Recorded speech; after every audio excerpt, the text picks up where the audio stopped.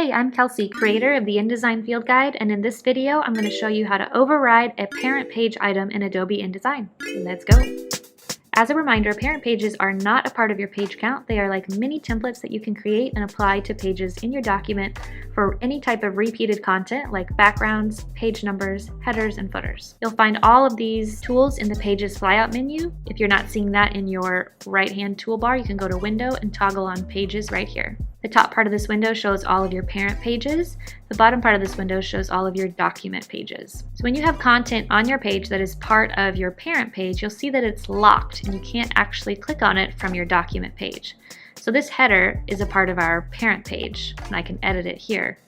But on our document pages, I can't click on it and I can't edit it. While this down here is just a single one-off item that's on the document page itself. So if I wanted to make changes to this header just on this page and I don't want it to be applied everywhere else that my parent pages are applied, then you can do something that's called overriding a parent page item. So to do this, you can hold down Command and Shift as you click on the item if you're on a Mac, and if you're on a PC, you'll hold down Control and Shift as you click on the item that you want to override. And this will now unlock it and make it editable, like this.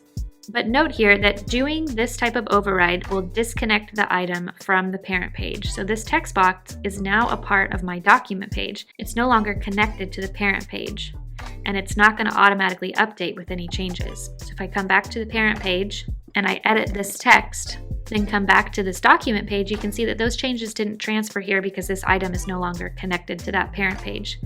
But everywhere else that I haven't overridden that item yet, it is updating correctly. So if you want to reverse that and reapply your parent page content, which will override your override that you just created, you can just simply drag and drop your parent page to your document page, and you'll see now that it's back to the parent page default and I can't click on it anymore, so it's reconnected again.